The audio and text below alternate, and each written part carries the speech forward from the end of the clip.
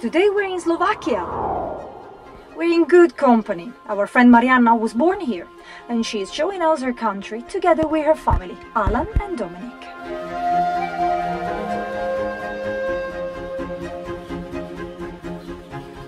We will be driving across Slovakia from east to west, across medieval cities, rural villages and mountain ranges.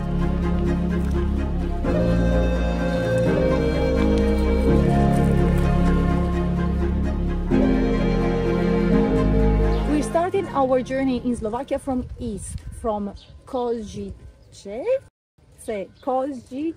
and in a week time we're going to be in Bratislava. The famous fountain in Kosice is between the Orthodox Cathedral and the Opera House, and is definitely one of the main attractions, especially for the kids.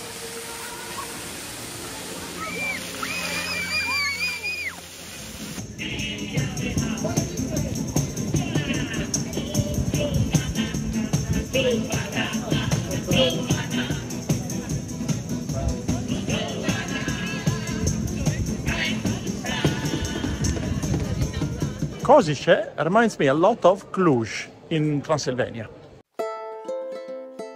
Kosice was a royal free town and one of the most important cities of the Kingdom of Hungary in the region that was called Upper Hungary.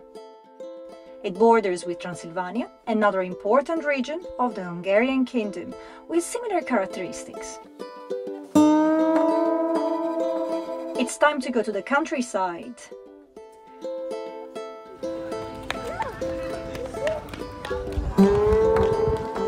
We are in Bardejov. It's a very beautiful town. It's part of UNESCO heritage. And we are Radničné Square. It's a medieval town, but it's also the most Gothic town in Slovakia.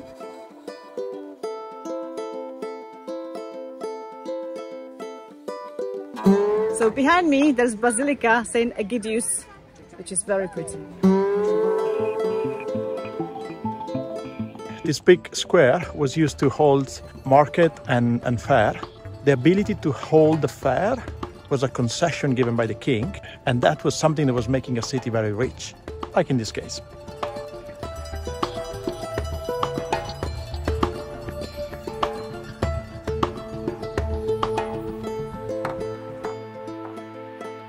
Another World Heritage UNESCO site here in Slovakia are the wooden church. Here is one of them. And the incredible thing is that those churches are built completely without any nave. After Bardejov, we moved to the Spis castle. This was owned by the kings of Hungary until the time of Matthias Corvinus, the most famous Hungarian king. Okay, here we are at Spis Castle, one of the biggest castles in Slovakia. Marvelously preserved. The king of Hungary, one of the famous kings of Hungary, Matteo Corvinus, came here and lived here. Did he live here or come here? He owned it. And yeah, it was built in the 11th century, I believe, and inhabited to the 17th century where there was a big fire. And it's very cool.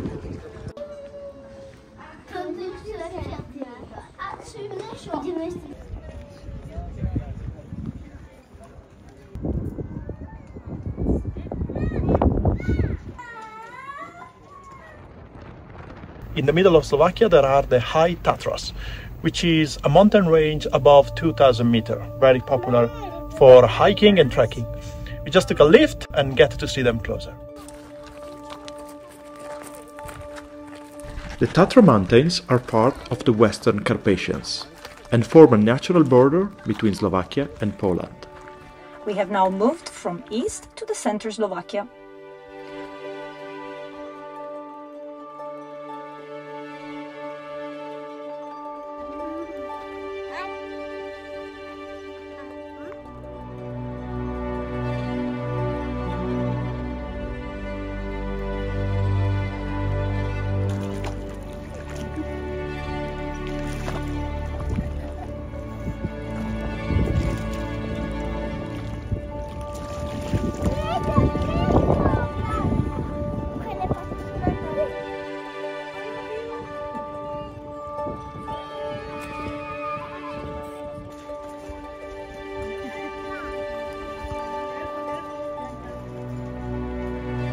The kids enjoy the mountains and the barbecue improvised by Alan.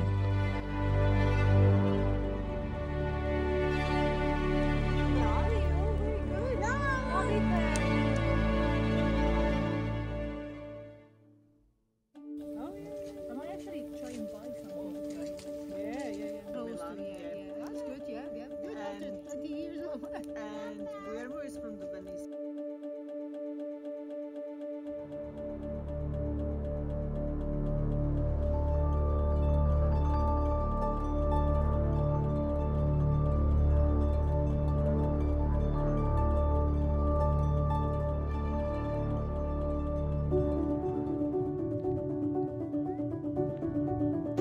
We are in Vlkolinec in central Slovakia.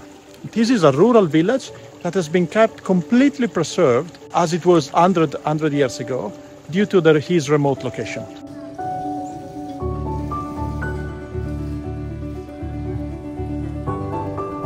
The village is remarkably intact. Settlement of 45 buildings with the traditional features of a Central European village. The place is absolutely stunning, with all the houses beautifully preserved, and for this reason has been declared a UNESCO heritage site. And here we try some of the most amazing food in Slovakia. Halushki, pierogi, or dumplings filled with sheep cheese, and my favorite, parenebuchi, dumpling with plum jam, famous in Austria with the name of Germknödel. But here is not a dessert. We are on our way to Bratislava, which is the end of our journey, but we stop here in Zilina, the hometown of Mariana. In Zilina, we spend a wonderful time with Mariana's parents and sister, who welcome us with food in their garden.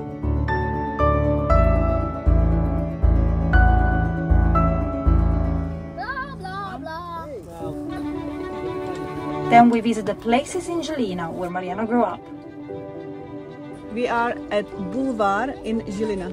My grannies used to live here, both grannies. One over there and one over there.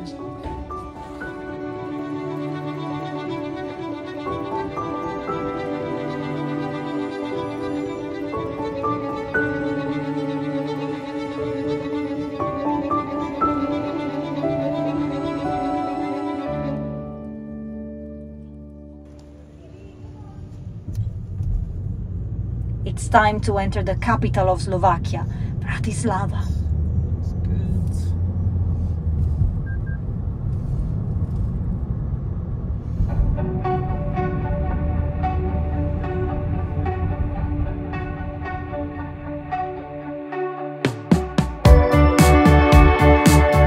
Bratislava is a very vibrant city and it's full of like little cafes and places where you can sit down and enjoy, that's it.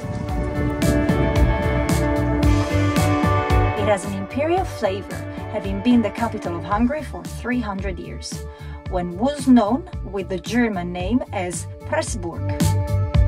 There are two things in the main square that remembers the siege by Napoleon and his troops in 1809. One is the cannonball, which is on the old town hall, and the second one is a bronze statue of a French soldier in love with a Slovak girl.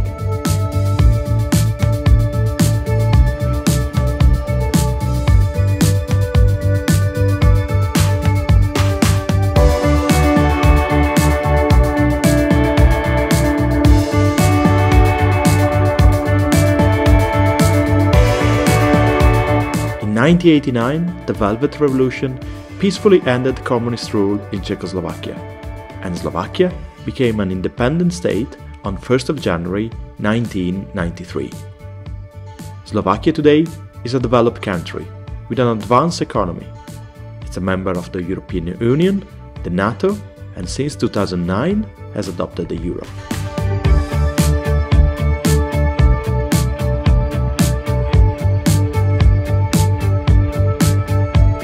We take the boat for a little cruise on the Danube to get to the Devin castle.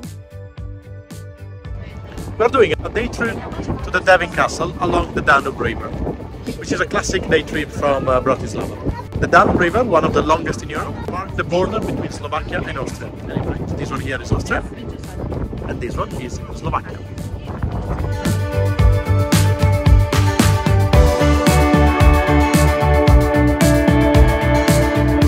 This is our last stop in Slovakia, a place that we will remember not just for the great places shown in the video, but also for its gentle and relaxed way of life and welcoming attitude.